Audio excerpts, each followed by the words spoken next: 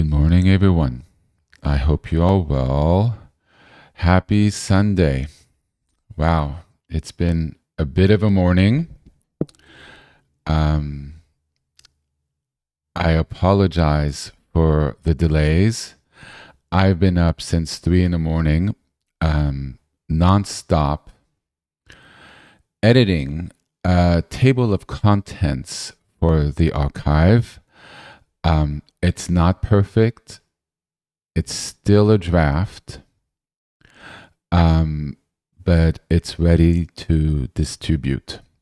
So I've been working on that. So I like also to give a teaching this morning. So if you're in front of your prayer space, maybe you might want to find a seat. And I'm going to need a few moments after I finish speaking about the archive to sort of review my notes. It's a full morning, and I am calling on Adonai to help me here because there's, I can't believe I'm teaching after I'm cramming to do this table of contents, but I will try. So, first thing, for those of you who weren't on the Wednesday prayer gathering, I have created an archive that has all my teachings. Once the last one is done uploading, there will be 111 teachings. Very auspicious that the complete archive would be 111 teachings. Wow. So I had wanted to create a place where the people who are interested, with one click, can download all my teachings. With YouTube, it is hard to download. And even if you have a subscription, I was told it's not possible to download to your hard drive. So I was looking for a place where they can all be hosted, and I found one. And since there's 111 teachings, how do you find what you're looking for? So over the last many months, and I'm going back to sort of harmonize everything, but I've created a PDF. It is 81 pages long currently and growing,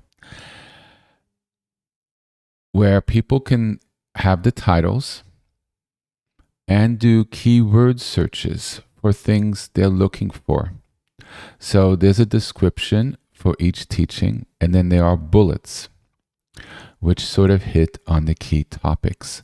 I have tried to put in the title of the teachings, I'm sure you've noticed, for it to be descriptive of the overall topic or topics. But the PDF is sort of to help deepen what might be in each teaching or what is in each teaching, and to do keyword searches. And I'll mention where the link is in a moment. It is in draft form. As I was going along, and it wasn't necessarily in chronological order, I've decided to add things. But I didn't have time to go back and make it throughout the PDF. So some sections do not have bullets. They are the dates appearing in some sections, which I'm going to add to what's in the archive, because the archive is in alphabetical order. I couldn't change that. But to make it easier for people to find teachings, I'm thinking of adding the dates to the file names so people can see sort of what came before. Because there are 1, 2, 3, 4, and even 5-part teachings. And if they're in alphabetical order, it is kind of hard to find the other ones. But I'm trying to resolve all those issues. But at the end of the day, the PDF is in draft form. So if you see something that doesn't line up, or heaven forbid, there's some sort of whatever in there, it's a draft. I wanted to get it out there because it's going to take me a while to polish it, but I wanted it to be useful right away. So when people download the archive of all the videos, there's going to be a PDF as well. And that way, it becomes a usable archive, not just 111 videos and a sort of, oh my God moment. How do I find what I'm looking for? Well, there's a really good index. So I hope people will download this. The links are in the description section of this live teaching. I've put the link to my website where the PDF can be found. For some reason, the secure website button was turned off. I enabled it, but it takes 12 hours for it to update. So the website's right now showing as not secure. If that phases you, then just wait.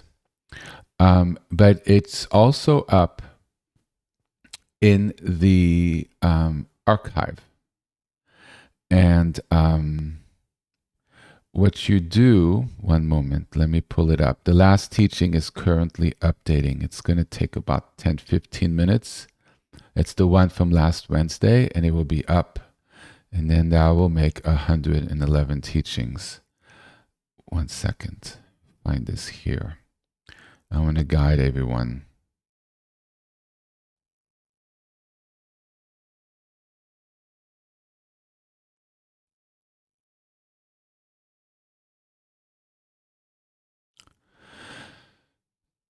Perfect.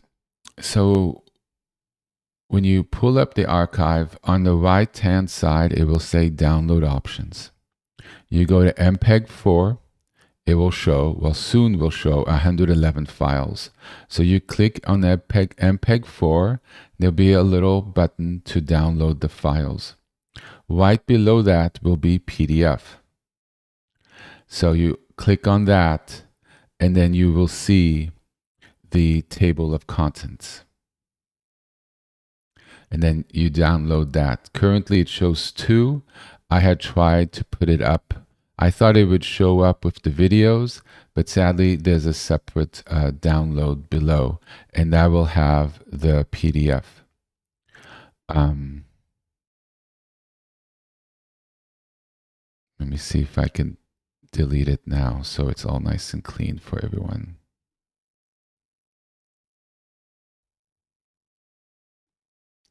It's been a learning curve. But I am like super, super happy with all of this. It's been my hope over the last year to create this table of contents, and I've been slowly adding to it. But the last 3 or 4 months has been a big push. I have updated the description in the bullets to all of the YouTube teachings. Some don't have bullets. This morning I was making edits to the table of contents that is not currently reflected in the YouTube channel. So I need to kind of update the YouTube channel.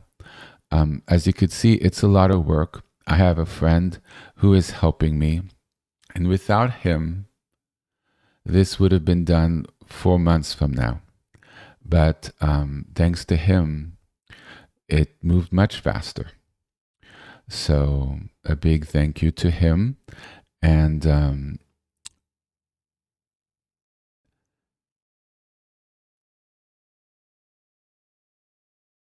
so if you download it, this helps preserve my teachings. There's nothing worse for a teacher or anybody, an academic, or anyone who studied or practiced, for his teachings to disappear, especially since it's been a lifelong journey to get to this point. And in a way, you all kind of preserve my teachings if you download it to your hard drive. Look, we're in the modern age. We have things on the cloud. We are dependent on the internet. We're dependent on Wi-Fi. We're dependent on electronics overall, which is wonderful and beautiful and the miracles of the modern age, and we can do so much. I could speak from my home and reach all of you through YouTube. I can record teachings which are preserved. I can edit the teachings, and I could put them on a global archive where anyone on the planet with an internet connection is able to download them or listen to me live. The miracles. The problem is, if the internet connection goes down, regionally, globally, who knows? You don't have access to the teachings. If YouTube goes down, internet archive doesn't work, that's it. It's your memory of what I've taught. And if you are walking on the path, you might want them to refer to. So this is really your opportunity today, tomorrow, but I would make it today if you feel called to keep them safe with you. You don't need an internet. You don't need archive.org. You don't need YouTube. It's there at home. And I suggest you download it to a physical hard drive, not depend on a cloud, which requires an internet connection, or for your cloud to stay stable. I had friends who've lost their cloud. Mine has issues. It might have to be reset.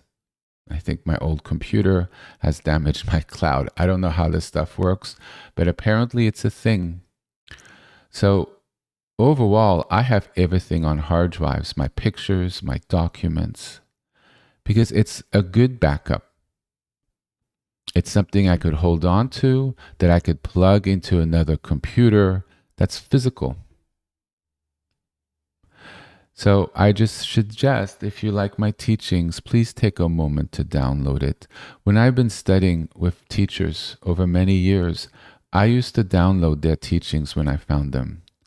Well, lo and behold, over the course of times, the teachings disappeared off the internet, or they went behind a wall which required a password, or the teacher decided to remove them for whatever reason. But because I downloaded them, they were there waiting for me. Some I haven't watched in 9, 10 years. Some, are no longer on my computer because I no longer study certain subjects. But they were there when I was advancing. There are teachings you're like, oh, I don't get this. It's for the future. Well, then it's there for the future. You've banked it for the future. And if you wish to share with someone, you have the physical files that you can share. The internet may go down, who knows? But you have thumb drives, you have hard drives. You could say, hey, this will help you, and you could physically share it because it's yours. So I really wanted to mention this. It's, I cried when the archive went up. I did several times. And I'm not one to cry.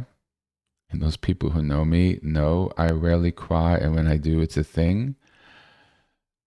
It was a cry of relief and happiness that I know everything's up on YouTube.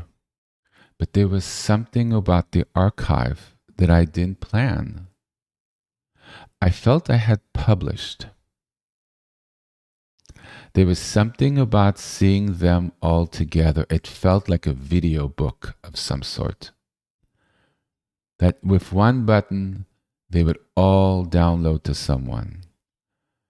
And I'm like, this is my life's work. Since I felt called to doing something similar, and I thought it'd be relatively small, I didn't know I would have this many people listening to me. I had the call when I was 12 or 13, right before puberty. And I held it through my whole life and felt like one of these days I really would like to share and to help people to convey what I've learned on the path and what I'm still learning. And then I started teaching 3 years ago on YouTube. Started recording about 2 years ago. I was recording before they all lost. It's okay. 2 years ago of solid recordings.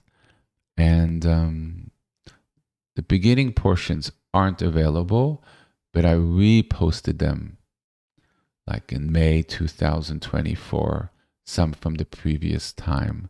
But it's basically 2 years of recording. And I front loaded it. I put everything in it, not stringing out for 5, 10, 15 years. Because there's always new people coming in. So what's the point of having the more challenging or advanced teachings? There'll always be a new people listening and they're just going to get dropped in.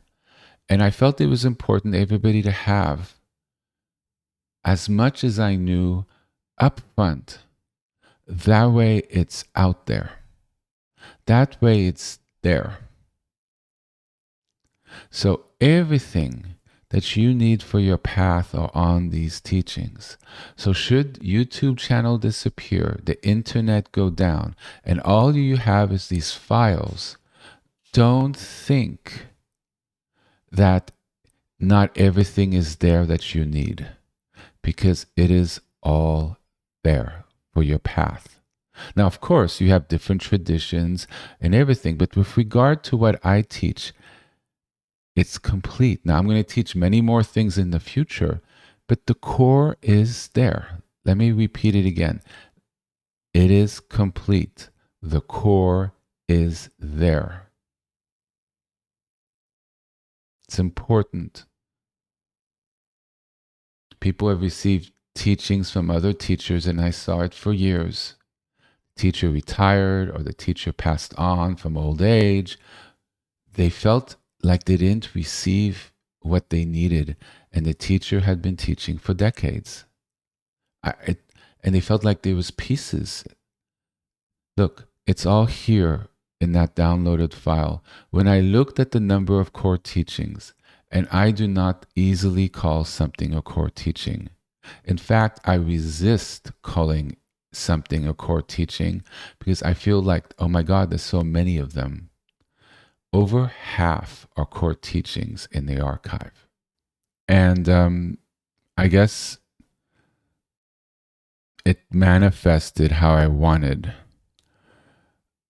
That a lot of the core of what I wanted to teach was taught at the beginning. It's the pillars on which everything is built. And I kind of like how archive.org alphabetized the teachings, because I had them and it took painstaking time to download them and edit them and keep them in chronological order, because there's sort of a sequence in how I grow the teachings. And I was like, oh no, they alphabetized it.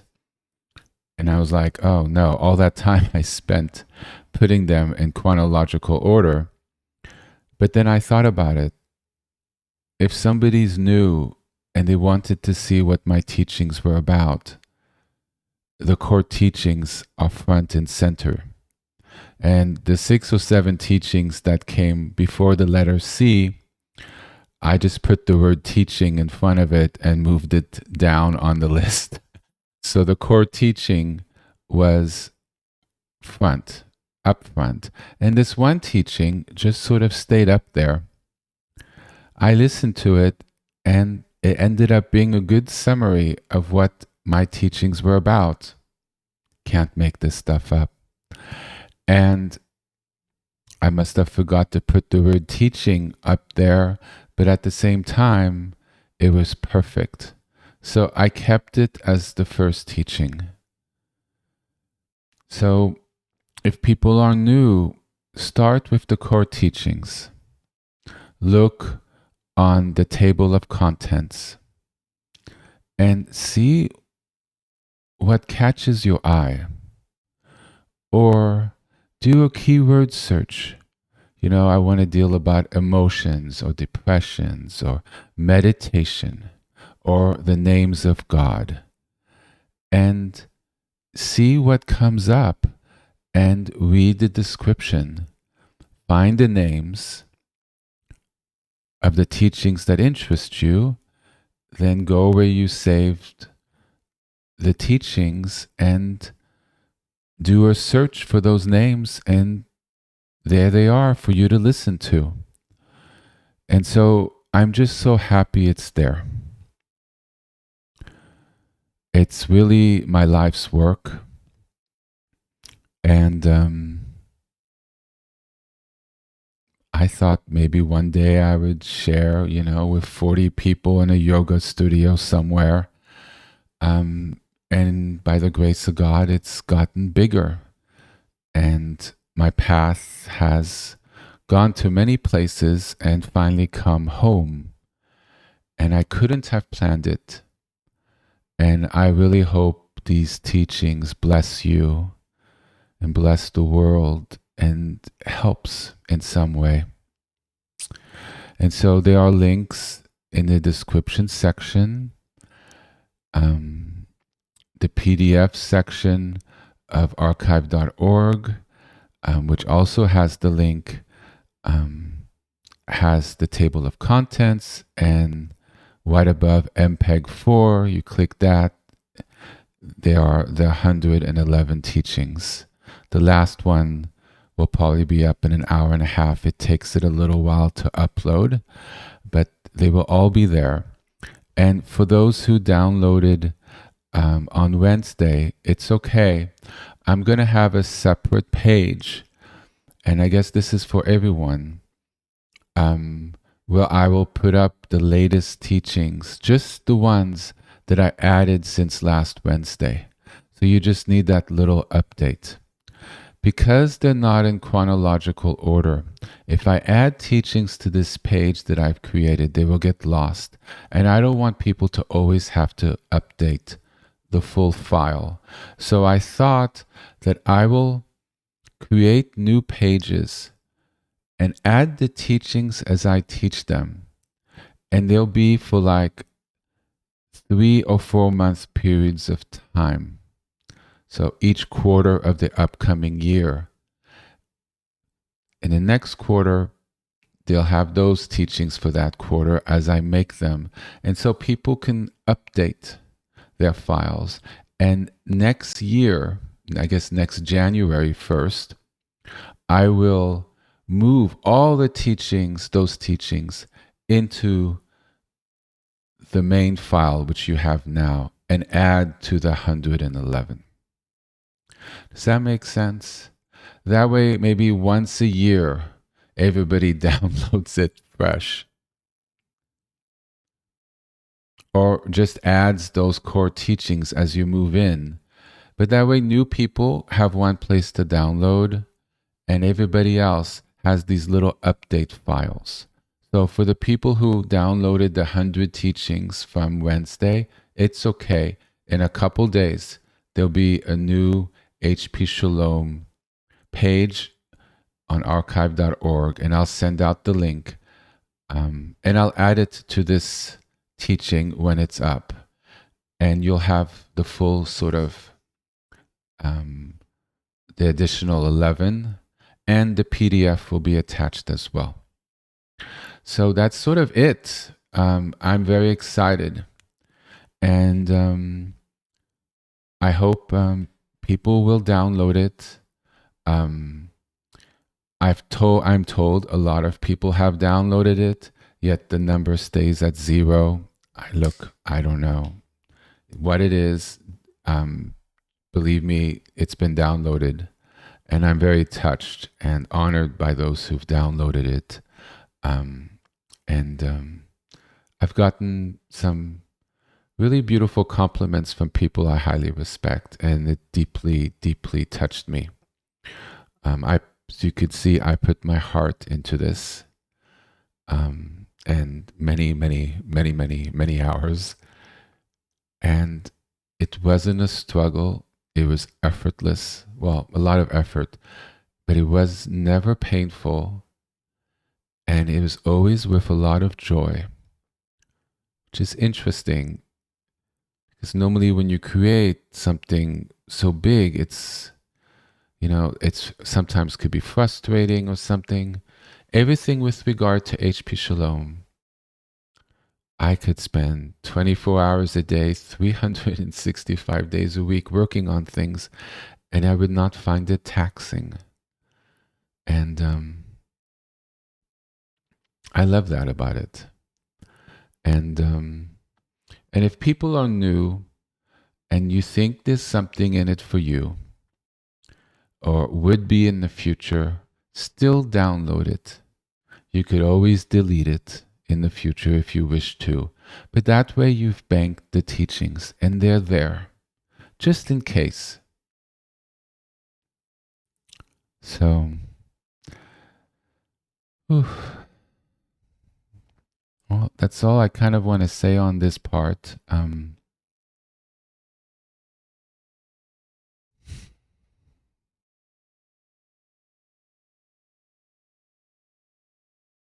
It's a huge day for me. So, um, here we are. And if you know people who aren't listening today or are interested but haven't listened recently, please send the links on to them.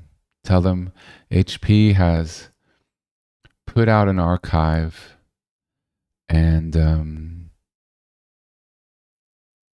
maybe you might be interested in downloading it so you have it, so they have access. Um, it's important that it's downloaded. It's just like we have physical books, or maybe people don't have as many books now, but it's downloaded to your iPad or your computer. There's something to be said when something is anchored into your life physically. And I guess nowadays it's more in coding and in digits, but still it's a physical file. So there's a teaching on lights that I would like to give today. I'm going to need about 5-10 minutes to review my notes because I've been really focused on sort of working with the formatting of the table of contents to make it look as good as I could. And that took about 4 hours. And I really wanted it out today, so it's out, but in draft form. So if people wouldn't mind giving me about 10 minutes to sort of put my head into teaching mode, and I would appreciate it. That way I can review my notes, take a breath, and try to channel something on top of my notes. It's an important teaching, and it could be a core teaching. So I really have to transcend the 3 a.m. wake up time and sort of get in pocket. And I pray to God that it will happen because I think it could be really something special. So if people give me 10 minutes, maybe freshen up or whatever, I'm going to give the teaching and then we're going to do some meditating afterwards. So I guess it's good we take a pause for a moment so we won't need to take a pause later. So give me about 10 minutes. If it runs a little over, I hope you'll understand, but I'm shooting for 10 minutes. Wonderful. See you soon.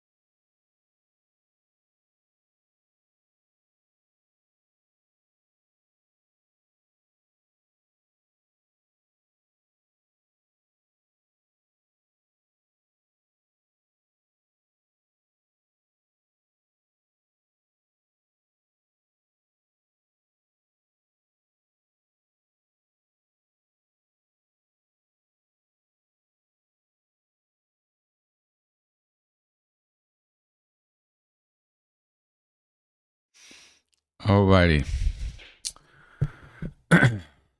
So thank you. So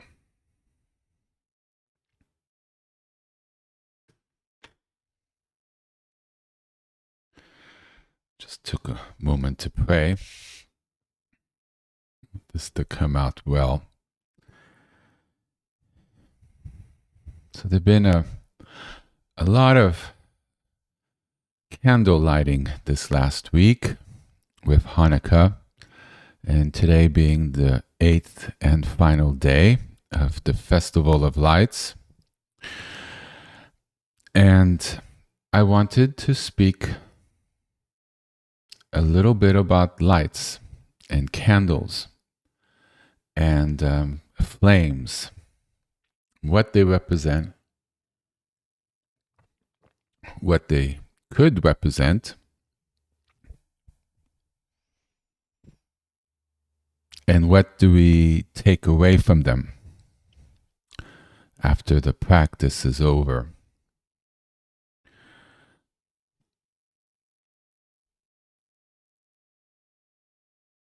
As many of you have heard or noticed, with the prayer practice and lighting a candle on one's sort of altar at home,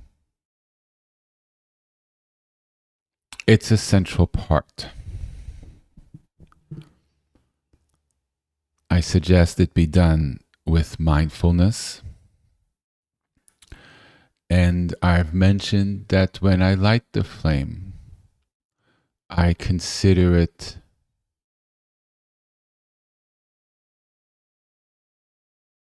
the beginning of the official practice, as well as inviting God to be present.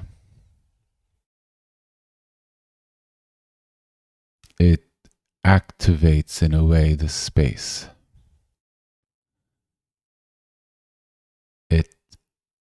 The space is alive with our energies that we've put it in the past. When we put on that light, it's like flipping the on switch. When one prays or meditates in front of it, the candle is lit. The incense comes and goes. Our awareness comes and goes. But the flame is there. And we can tell a lot about our mental state on, is this flame straight? Is it small? Is it big? Just like the incense. Does the incense go straight up? It's influenced in some part by our energy. And we're influenced by it.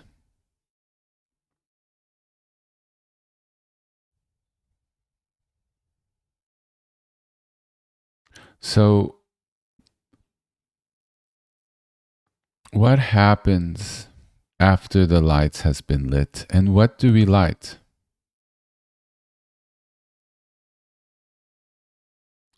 And is the light that we light also the light that exists within us? So when we light a light at night, we literally light it in the darkness. It fills a space with light. In this world, which is so challenging and full of all sorts of things that are not so kosher, it does feel, when we light a light or we're in prayer, that it is a sort of light in the darkness, a sanity in the darkness, something that's different, something that's not the norm.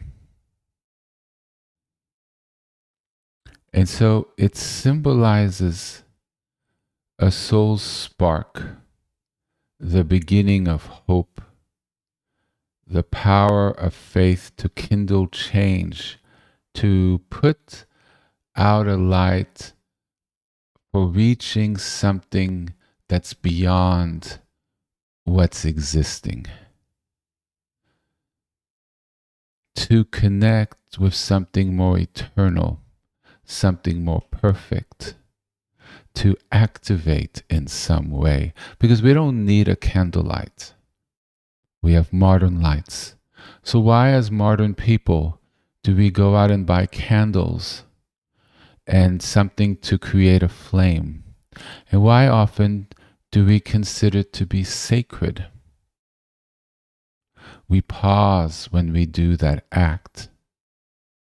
We place it on a special candlestick or in a glass container with colors or whatever it is. And we set it apart because it becomes something special, something beyond, something that's not quite, quote unquote, normal. It is a light in a situation that's something different than what the candle symbolizes for us. It's energetic stability, strength. It could symbolize our ability to bring our intentions into the world, that we can emanate like a light and broadcast a light in our actions, in our presence. The light has a certain strength and confidence to it. It's not shy. There it is.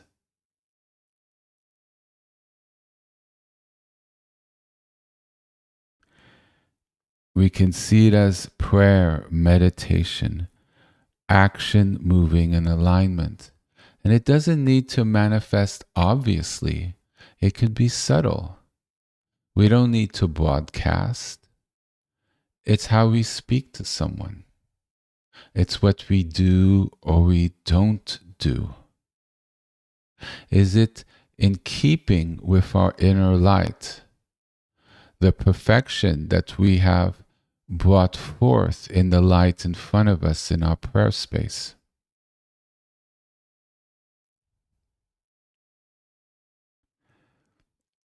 The light also symbolizes perseverance. A flame endures. It's not easily blown out. There's a strength to it. And when we light it to connect with God, we bring eternity present in front of us. It becomes more than a flame. And there's a strength in continuing to shine. Even when all there is hope and nothing's quite materialized yet, there's an essence of hope in a flame. There's an essence of caring in a flame. And a flame breaks through the light in unexpected ways. What's hidden becomes revealed. It shows us things in a room. It illuminates us to things that we might not have known before or thought of in a certain way. That light is a light that can guide us, both metaphorically, spiritually, and the practices we do in front of it affects who we are inside in our thinking, and it shines different ways, opens certain doors within us, which in turn changes how we perceive or act out in the world.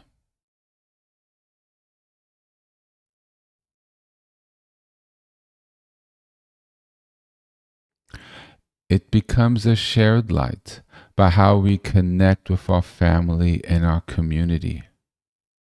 And this allows blessings to multiply as it grows amongst people. How we affect each other, how we uphold each other, how we raise each other up.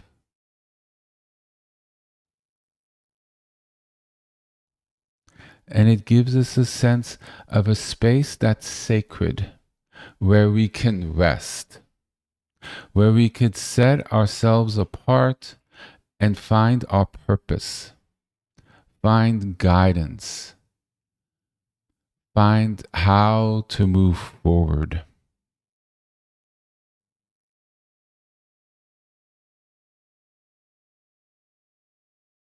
It helps us to find rebirth. So these are some of the things that a light can be.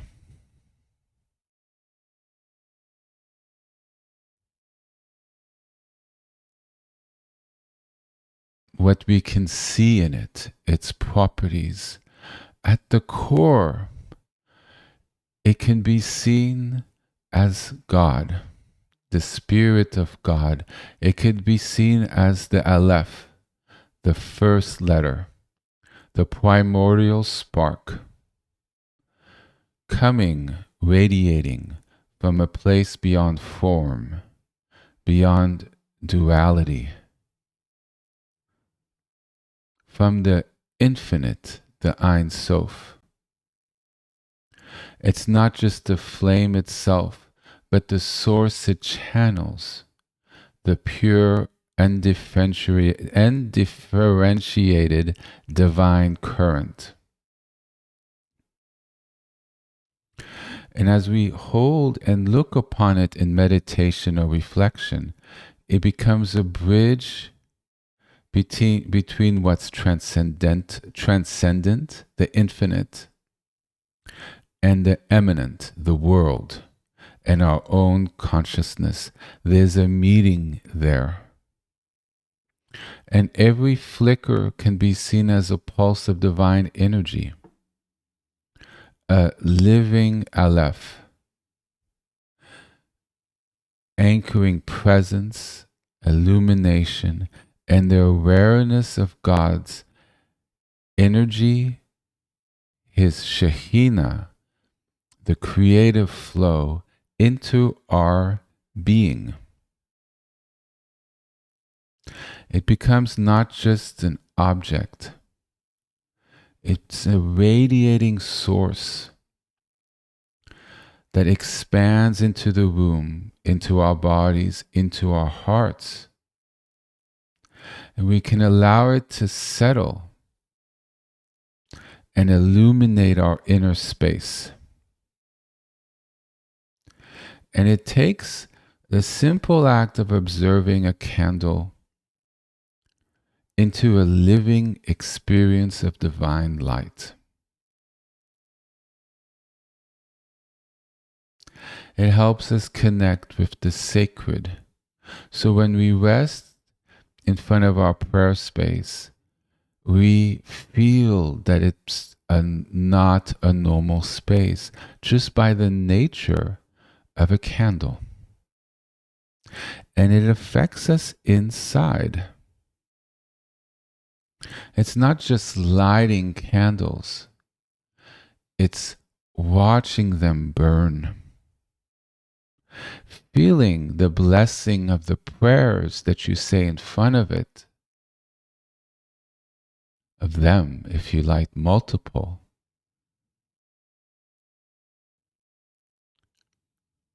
And seeing what comes up, seeing how it affects you, praying to them.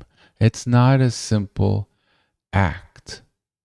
If we feel into the deepness of it, the sacredness of it, it's transformative. And we can take that into the next day, the next month, and the next year. We could ask blessings from it.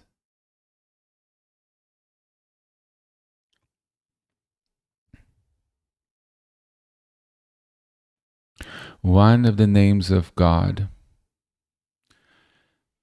is Yahweh Ori. It's on the list that I've prepared, and it means God is my light. God shines and guides us and leads us just like a light leads us. And the light can be found in many things.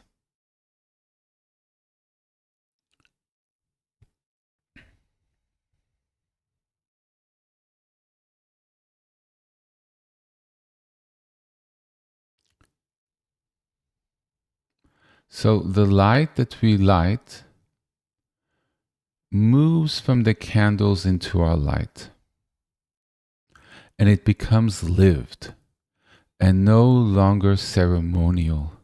Those thoughts we've cultivated, the ideas of what it represents, aren't left there. The strength that we derive from it, what it can symbolize for us, perseverance, overcoming obstacles, miracles. We can take that with us.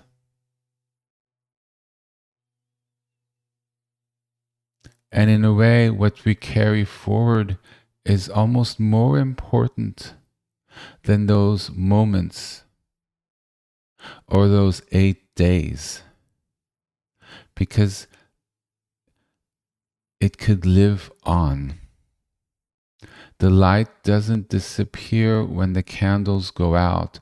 What they represent doesn't disappear when it goes out. We take the strength from that and hold on to it and move forward in the year. Because the sacredness moves within us. The outer flames moves into our inner flame.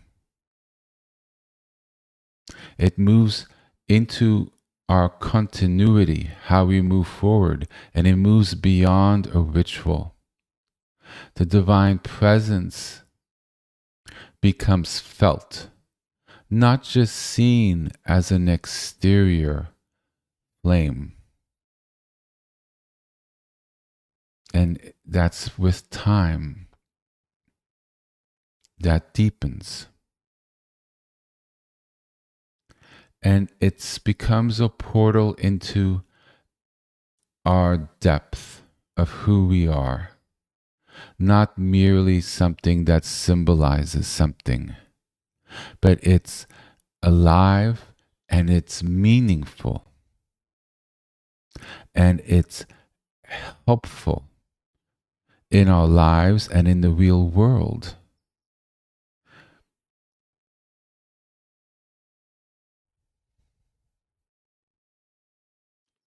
It helps signify a moral and spiritual orientation.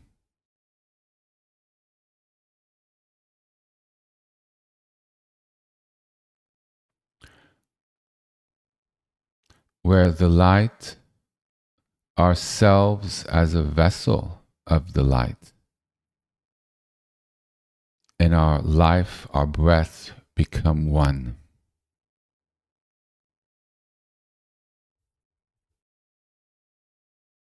It's not just an external light, it's not just within us, it's lived. We become one with it. We're the rider and the horse. And Yahweh Ori is the Shekhinah that emanates the movement, the experience, the life.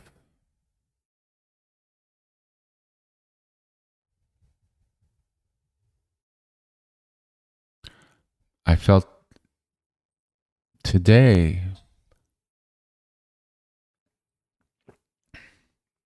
we might go into slightly the Kabbalistic teaching of light, which I've already touched upon of what I've said before a little bit, but I wanted to it had something really beautiful about it to say.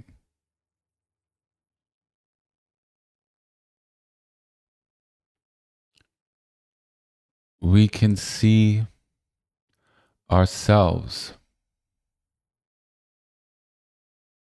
as the lamp of God, the Ner Elohim, our individual souls as a flame, putting the light, shining the light, emanating the light, being the source of light here. In the Kabbalah, the candle flame is the neshama, the soul, that's always yearning, desiring upward. The wick, the piece of string where you light the light, yes, that's called a wick in English, W-I-C-K, is the goof, the body, rooted in earth. And the wax and the oil is the ruach, the spirit, that allows the soul to burn without being consumed.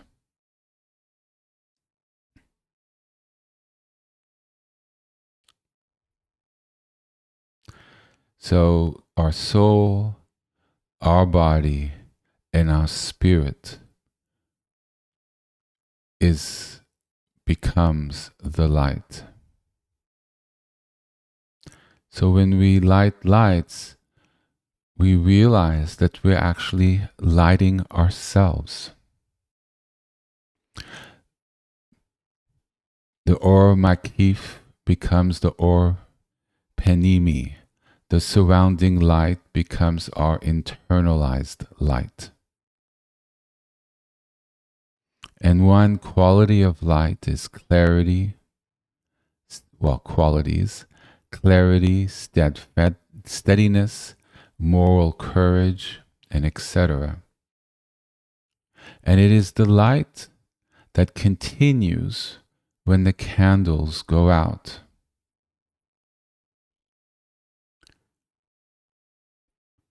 It is the returning light, what we carry forward. And the tzitsum, the space making, we make this space by our practice, our faith, our intention, our time, our desire. Make space, our practices, our study. We're creating space, a beautiful, beautiful space within us that allows the light of Hashem to dwell, to live in us.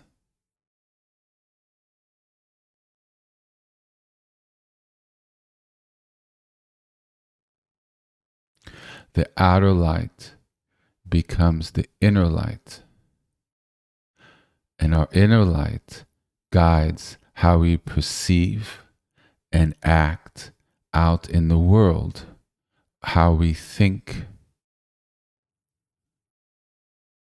how we perceive, and how we feel. A lot of it's determined by us.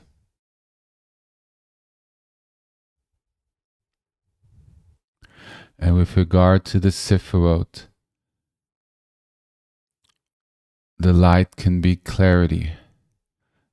The Sifrot of Bina, understanding. The light is steadfast, meaning it holds. It can be unwavering.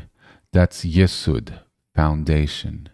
And it gives moral courage, which is Gevurah, strength aligned with justice.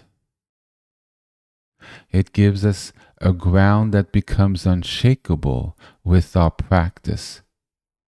Things we're not willing to waver on. What's our bedrock? So much of this world is everything's all well and fine until somebody has to give a little bit of themselves for someone else, or need to sacrifice something they want because it's not right what they want. And then suddenly all moral and ethics kind of go out the window, and it's me first. Morality, what's that? Ethics, what's that? But when one works with light, one works with Torah, one works with prayer, one works with the eternal truths,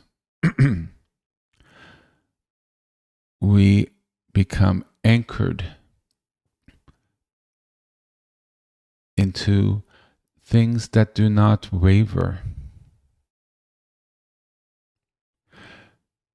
because it becomes us.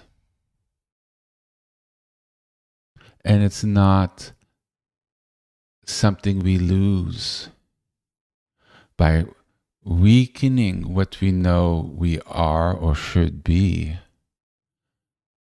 We don't lose anything. Those things simply were not for us.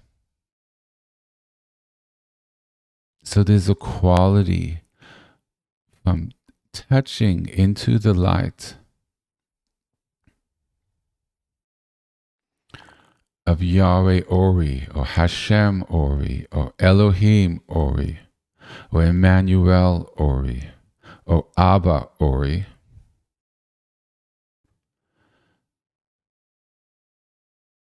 that has that guiding light as our principles. That's the core of religion.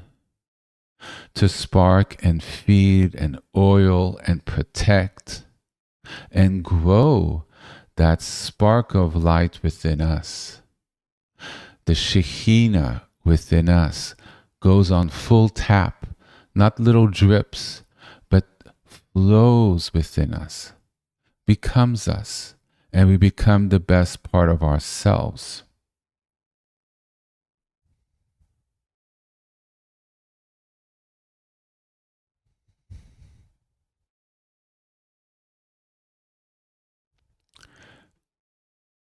And we start to cleave, to hold on to tightly, unwavering way with God. We develop divakut. God walks with us. We hold on to the energy that we cultivate of alignment. It's not something we no longer separate from. It becomes an energy that forms our life. And by repeating the names of God, by repeating our practices, by continually lighting lights throughout the year, God, the divine name, begins vibrating in our bodies and in our souls, and we do start feeling guided in the world because we've connected ourselves. We've established that Wi-Fi. We've established those energy currents. We've cleared blockages within ourselves, and the light shines. Maybe we can consider the lights of the chi within us, the lights of life, the light of the Shekhinah as it courses through our body.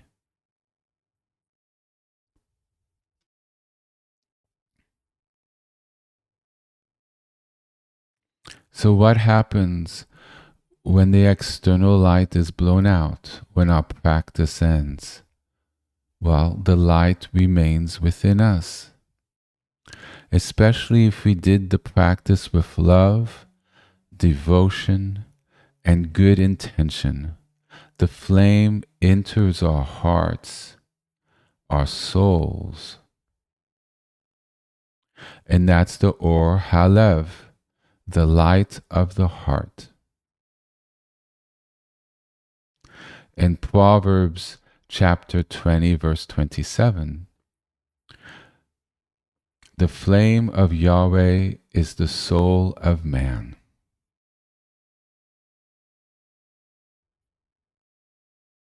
Let me say that again. The flame of Yahweh is the soul of man.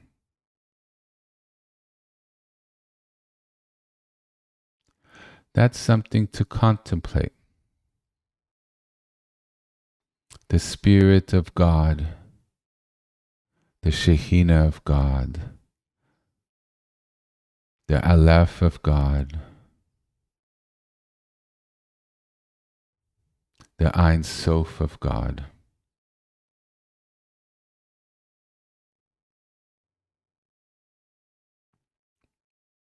is the soul of us, the core of us, the life of us.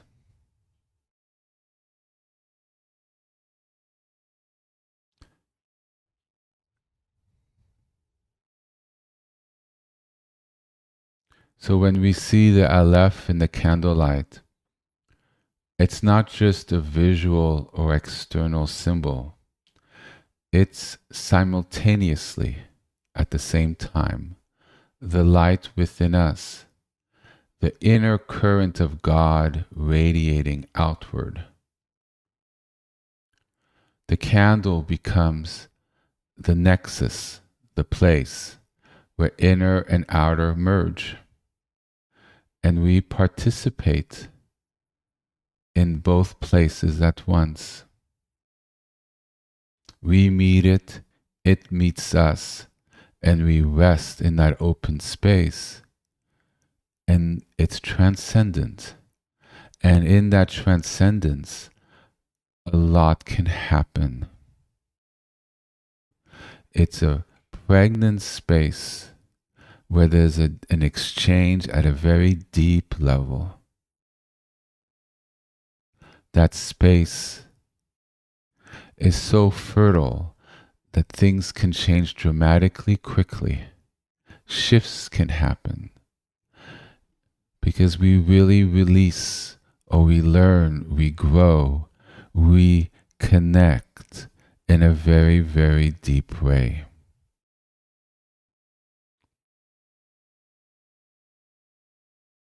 We refine what's within us.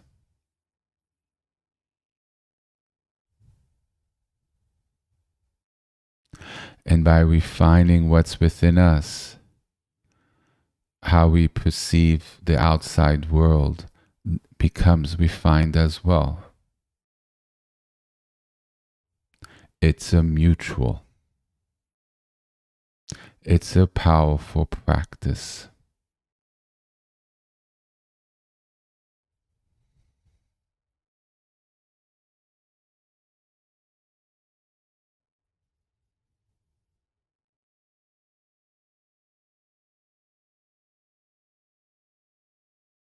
So, why don't we move to our practice then, and we can light the flame. We can do our practice. So, I need to move my little devices and my microphone, and I'll be back in a couple minutes. And maybe people can move to their prayer space and do a little light stretching of the legs or whatever you need to stretch, and we will begin.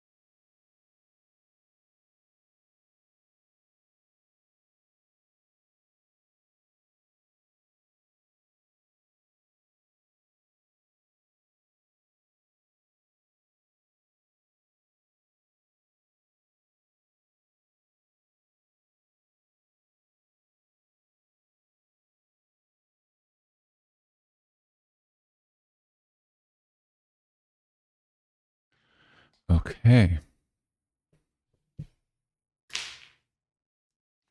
Takes me a little while to set up. It's a whole little setup here.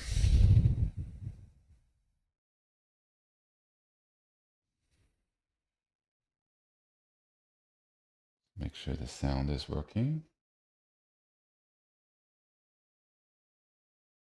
Okay.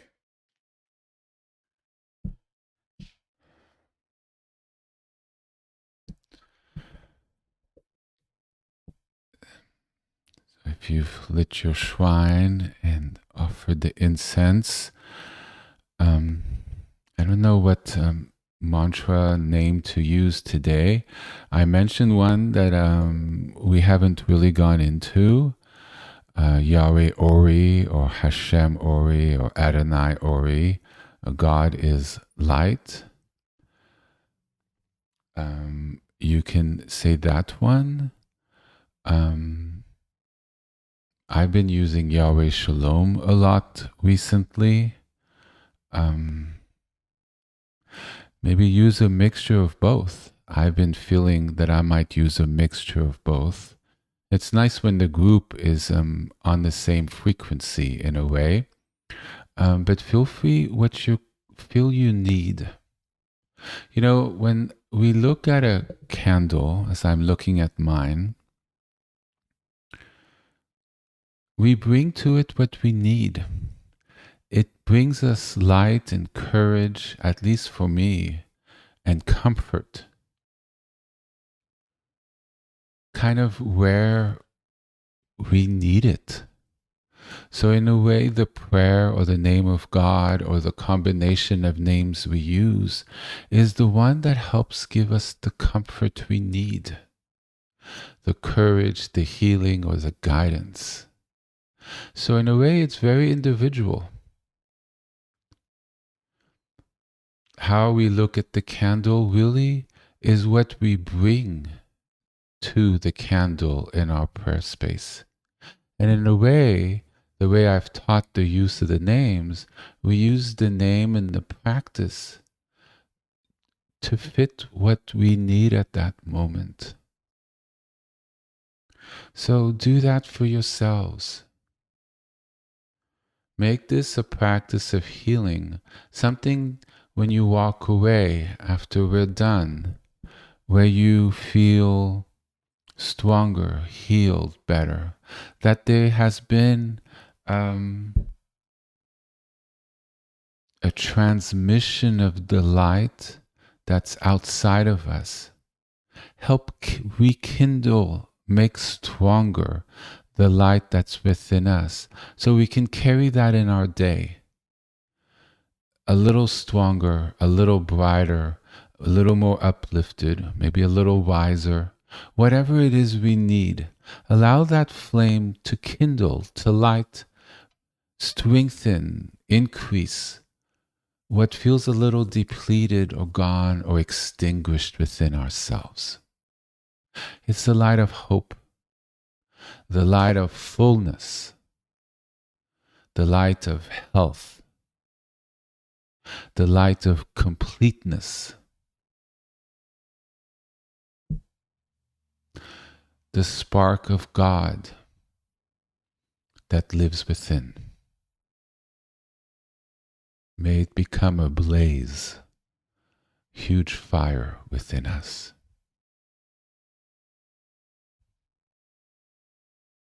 So let's practice, my dear friends.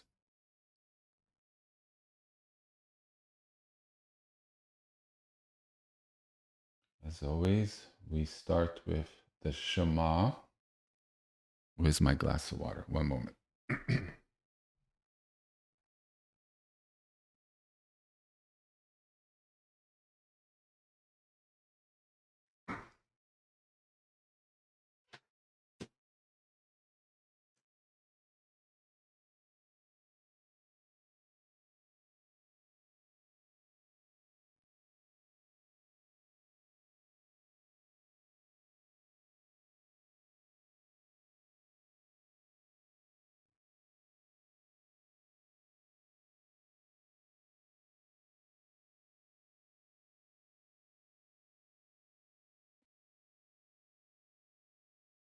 I've just closed my blinds a little bit, the shades to my windows, so the candle becomes a little more prominent in the room since it's daylight. So that way the candle's a little more stronger.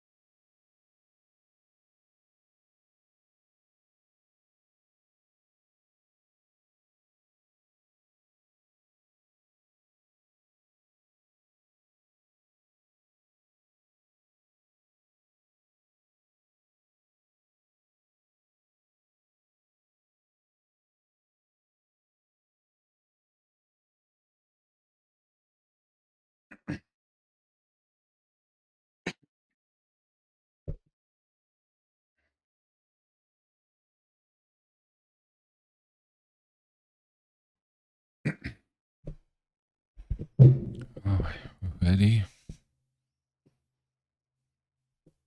Let's take a moment, put our hands together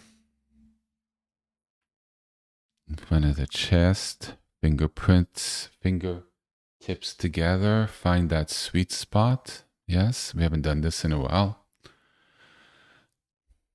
Fingertips moving towards the chest or a little outwards with the sort of wrists up against the chest. Find that sweet spot where we feel that sort of openness. Take a moment and breathe.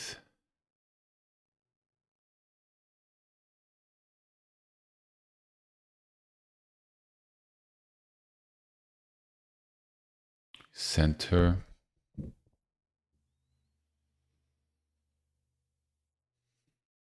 Let go.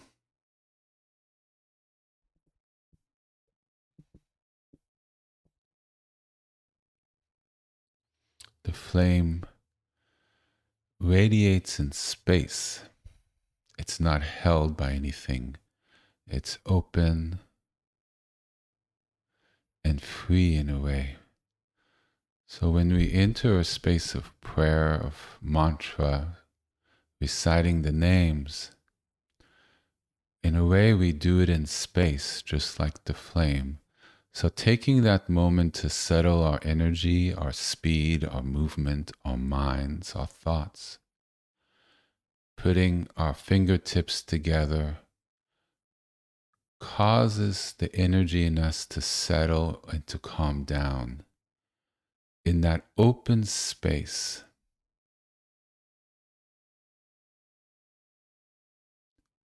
there is room for us to meet the flame, meet God, meet His vibrations, connect the Wi-Fi so it can come and live deeper within us. So we create the space, and then we put our right hand over our nose and third eye as we say the Shema. Shema Israel, Adonai Eloheinu, Adonai Echad.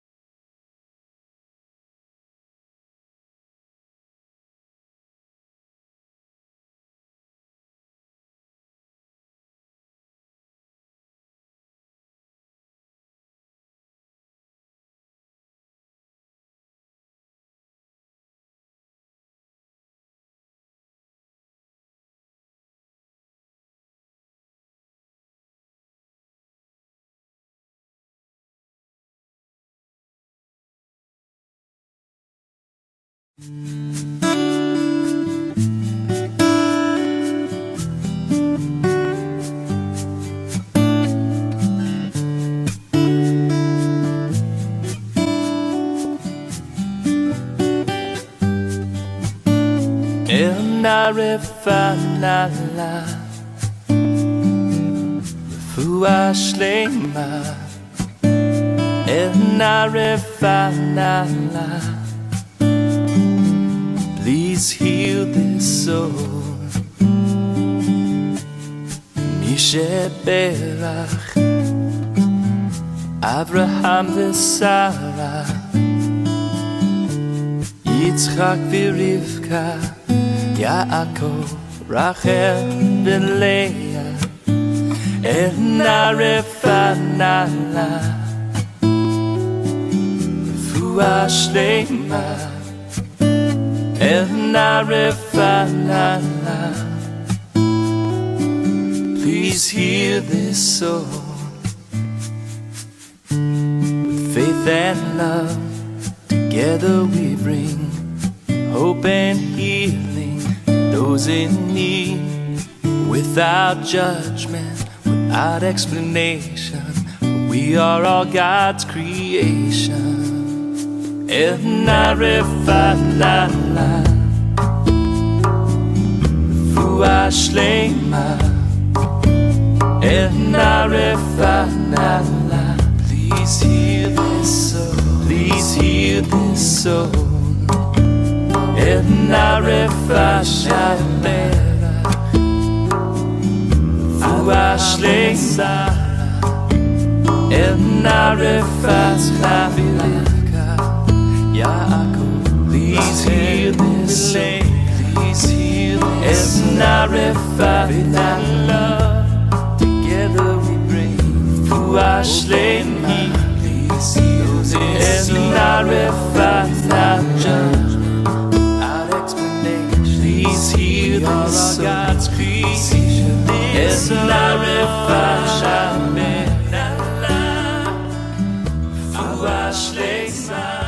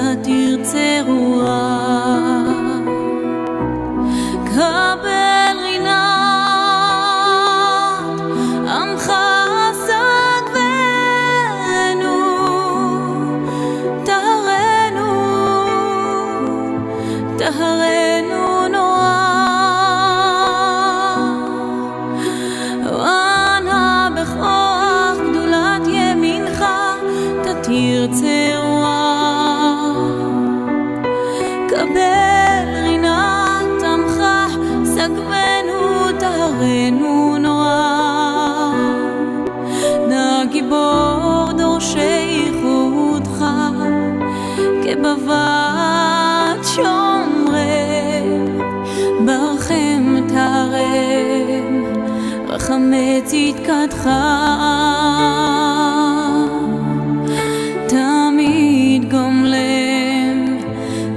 חסין קדוש, חסין קדוש, ברוב טובך נהל עדתך. יחיד גאה לעמך פנה, זוכרי קדושתך. שבתנו קבל ושמע צעקתנו, יודע תעלומות.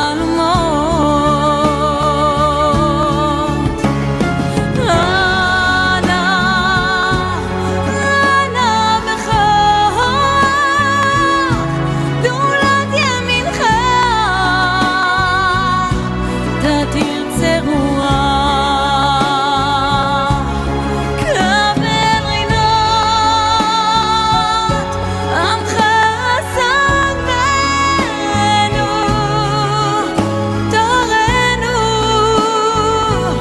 טהרנו נורא. שבתנו קבל ושמע צעקתנו, יודע תעלומות, יודע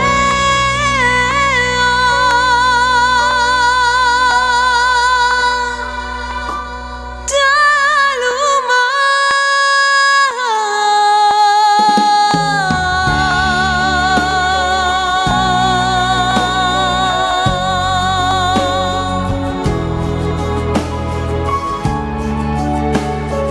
ברוך שם כבוד מלכותו לעולם ועד.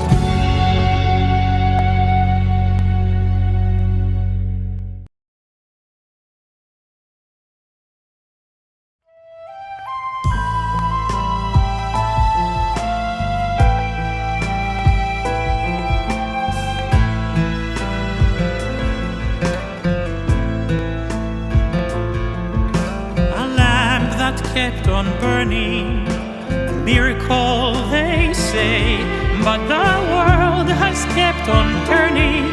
Are there miracles today? Everyone who lights the candles has a bit of ancient spark. We are miracles lighting up the dark. We are lights, lights of memory, remembering times long gone.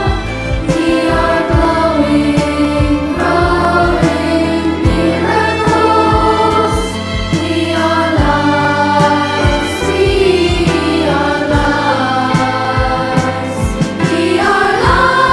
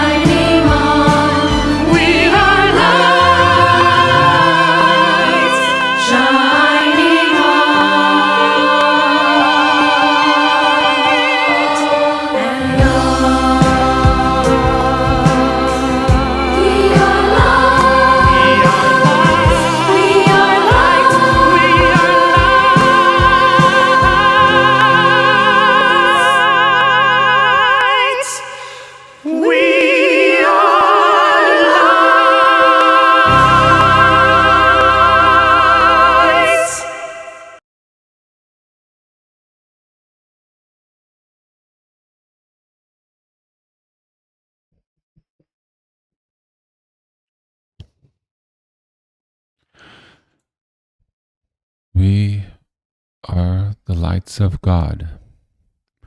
May we always burn bright. May we always burn strong. And may we always burn true. Amen. Thank you so much for joining me this beautiful Sunday morning. Let us go with a light burning bright within us. Thank you, and until next week, bye-bye.